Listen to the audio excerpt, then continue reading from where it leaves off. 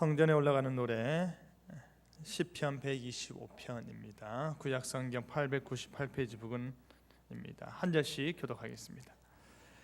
여호와를 의지하는 자는 시온산이 흔들리지 아니하고 영원히 있음 같도다.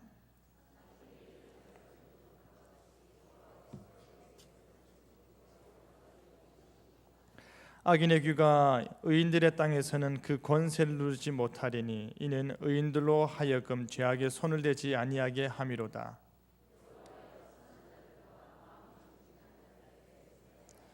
다 같이 읽겠습니다. 자기의 굽은 길로 치우치는 자들은 여호와께서 죄를 범하는 자들과 함께 다니게 하시리로다. 이스라엘에게는 평강이 있을지어다. 아멘.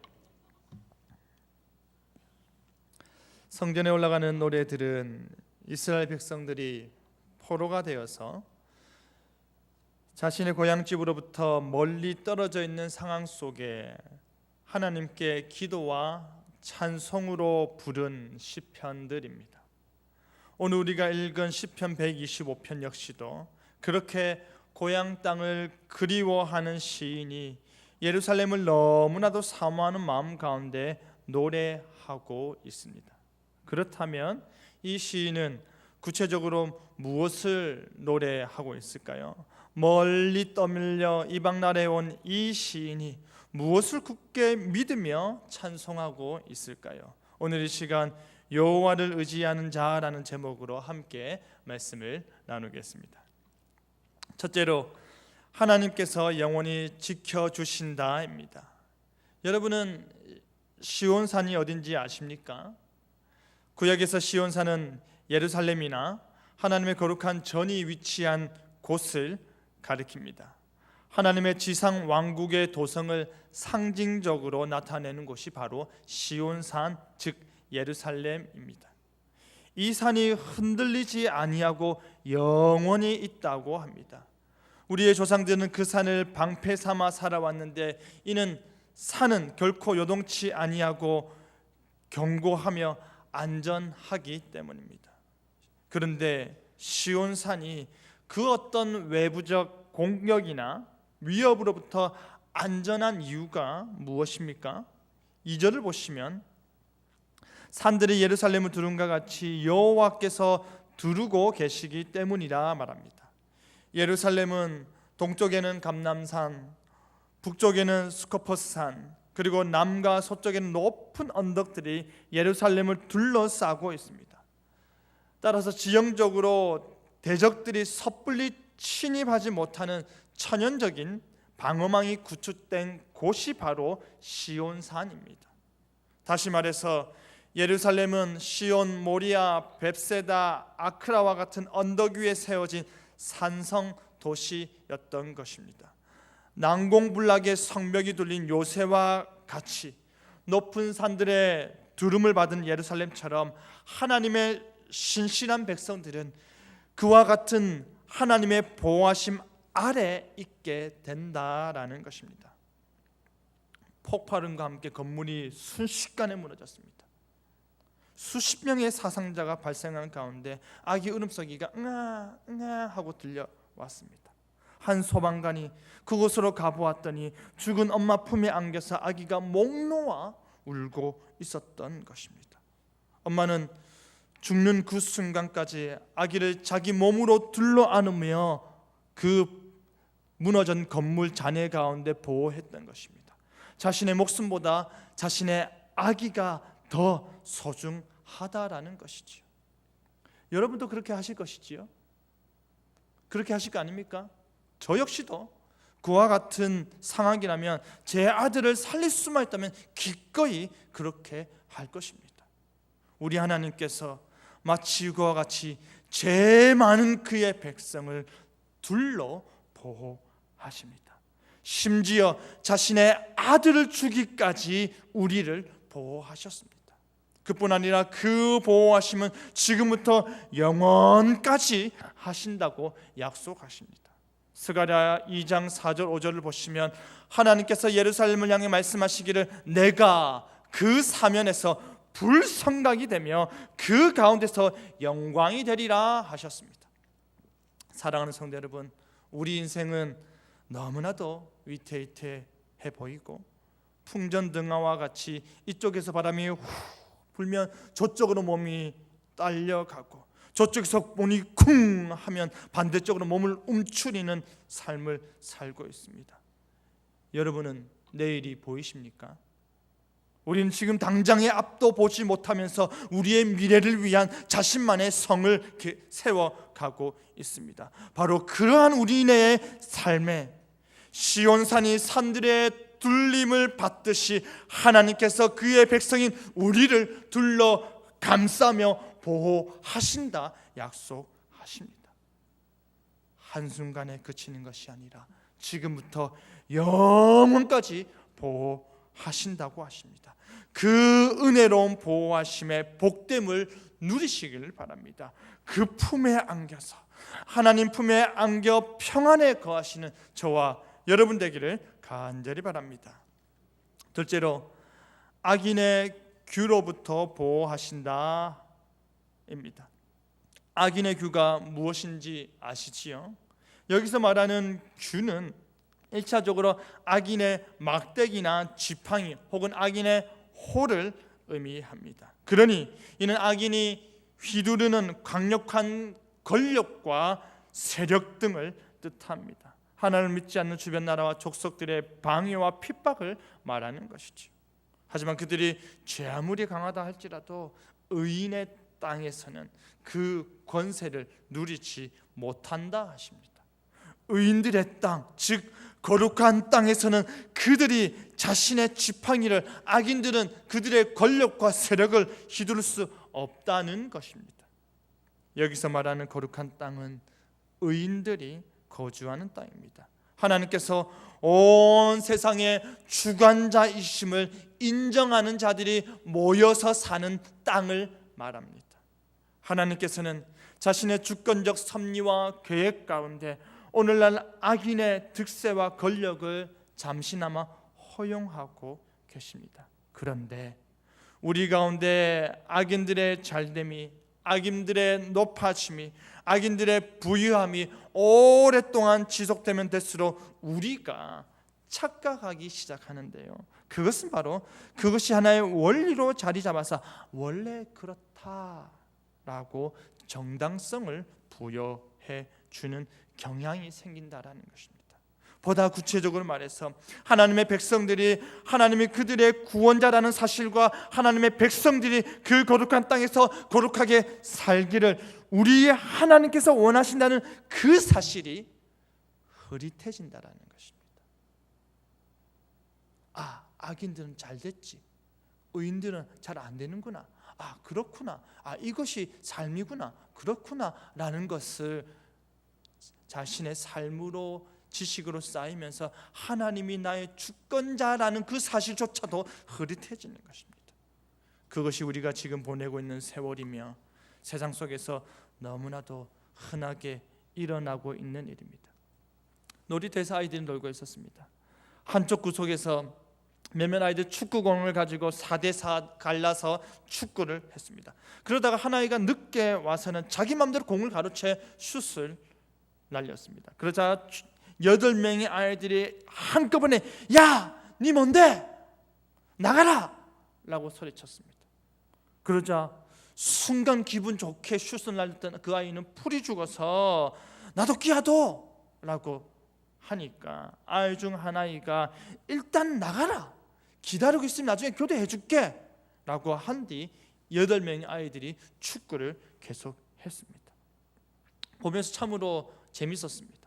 그 8명의 아이들이 룰에 따라서 축구를 하는데 한 아이가 그 룰을 깨고 들어와도 나머지 아이들이 그 룰을 그대로 지키니 그 경기는 원칙대로 원래대로 지속될 수 있었던 것입니다. 순수한 어린 아이들이 룰을 지키려는 것과 같이 악인의 규가, 악인의 권세가 의인들의 땅에서는 그 권세를 누리지 못한다라는 것입니다. 그들의 권세가 그들의 땅에서는 얼마나 강력한지 몰라도, 악인들의 힘이 악인들의 땅에서는 얼마나 큰지 몰라도 하나님의 백성 공동체가 거하는 곳에서는 전혀 그 힘을 발휘하지 못한다라는 것입니다. 그들이 지금껏 해왔던 세상적인 권력 방식과 영향력은 이곳에서는 통하지 않는 것입니다. 그것이 하나님께서 우리에게 알려주는 하나님 공동체의 원리라는 것입니다. 그 특별한 이유가 무엇인지 아십니까? 그것은 바로 하나님께서 의인들로 하여금 죄악에 손을 대지 못하게 하시기 때문입니다. 하나님께서 그들의 손이 닿을 수 있는 사방의 유혹들을 사전에 차단하시기 때문입니다. 이것을 가리켜서 은혜라고 말하는 것입니다. 사랑하는 성도 여러분, 이것이 바로 하나님의 보호하심입니다. 하나님께서는 우리를 죄로부터 보호하실 뿐 아니라 우리를 그의 의 안에서 지키시는 것입니다. 우리가 참으로 의인의 삶을 살아낼 때 악인들의 건세는 의인들의 땅에 발붙일 수가 없는 것입니다. 이것이 영향력입니다. 이것이 변화입니다. 내가 의인의 삶을 살아내고 우리가 거룩한 삶을 실천하고 교회가 그 거룩한 모습을 지역사회에 뿌리낼 때에 그곳에 악인들의 건세는 설 자리를 잃어버리는 것입니다. 바로 그 은혜를 하나님께서 베푸신다라는 것입니다. 사랑하는 성도 여러분, 사상 지역이 변화되기를 바라십니까? 그렇다면 우리 사상교회가 먼저 더더욱 거룩한 빛을 발해야 됩니다. 우리가 먼저 정의와 공의 위에 굳게 서 있어야 됩니다. 우리로부터 정의가 흘러가야 됩니다. 우리로부터 공의가 넘쳐나야 한다라는 것입니다. 그리하여 악인들이 그들의 권세를 우리의 영향력이 미치는 그곳에서는 누리지 못하는 세상, 의인들이 그 권력의 유혹에 손을 뻗지 않는 세상, 바로 그러한 세상을 우리 교회가 만들어 가야 하는 것입니다.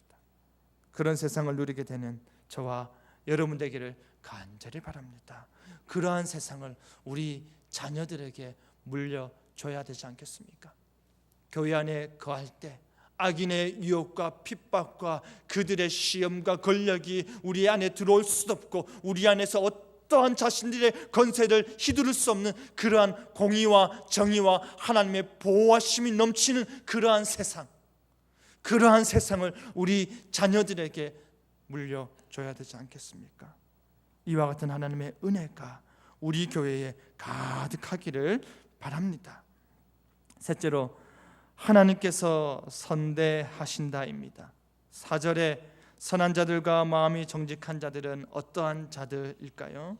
그들은 바로 하나님께 충성을 다하는 자들입니다. 하나님 앞에서 옳음이 무엇인지를 고민하고 그 옳음을 어떻게 실천할지를 생각하고 그 마음이 하나님 앞에서 청결하여서 순종하는 마음으로 정직히 행하는 자들입니다. 시는 바로 이렇게 선하고 정직한 자들에게 주께서 선대하여 달라고 간청하는 것입니다. 하나님이시여, 하나님의 의를 명백히 보여주시고 그 약속들을 이루어주시고 의에 합당한 보응을 베풀어 주시옵소서라고 간구하는 것입니다.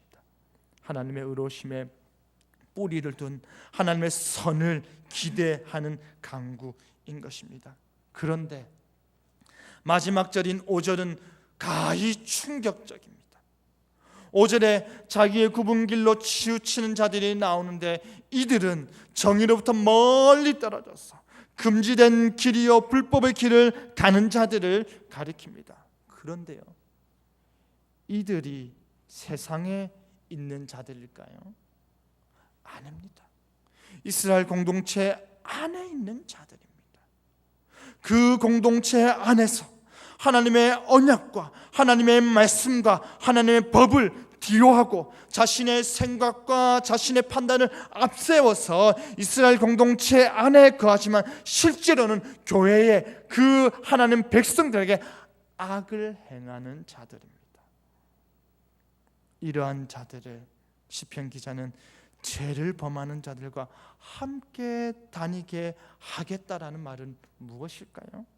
그것은 바로 너무나도 무서운 경고의 말씀인데 여호와께서 범죄자들과 함께 그들을 사라지게 만들겠다는 것입니다.